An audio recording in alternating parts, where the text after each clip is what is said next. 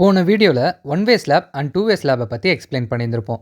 இதில் எங்கள் ஃபாலோவர் ஒருத்தர் அவரோட வீட்டு ஹாலில் டூ வே ஸ்லாப் போடுற இடத்துல ஒன் வே ஸ்லாப் போட்டதுனால அவங்க வீட்டில் நார்மலாக நடக்கும்போதும் குழந்தைங்க ஜம்ப் பண்ணி விளையாடும் போதும் ஸ்லாப்ல சவுண்ட் வருதுன்னு சொல்லியிருந்தாரு. ஆக்சுவலாக இது ஒரு காமனான மிஸ்டேக்குங்க. டிசைன் ஸ்டேஜ்லேயே டூ வே ஸ்லாபுக்கு போடுறதுக்கு பதிலாக ஒன் வே ஸ்லாப் போட்டதுனால லோட் டிஸ்ட்ரிபியூஷன் ப்ராப்பராக ஆகலை. ஒன் வே ஸ்லாபில் லோட் ட்ரான்ஸ்ஃபர் எப்போவுமே ரெண்டு சைடில் தான் போகும். இங்கே ஹால் சைஸ் பெருசுன்றதுனால ரெண்டு டைரக்ஷன்லேயும் சப்போர்ட் வேணும். இதுக்கு டூ வே ஸ்லாப் தான் கரெக்டாக இருக்கும். இங்கே டூ வே ஸ்லாப் தேவைப்படுற இடத்துல ஒன் வே ஸ்லாப் யூஸ் பண்ணதுனால வைப்ரேஷன், ஃப்ளெக்ஸிங், ஹாலோ சவுண்டும் நடக்கும்போதும் குழந்தைங்க ஜம்ப் பண்ணும்போதும் வரும். இதுக்கு காரணமே ஸ்லாப் டிஃப்ளெக்ட் ஆகிறது தாங்க.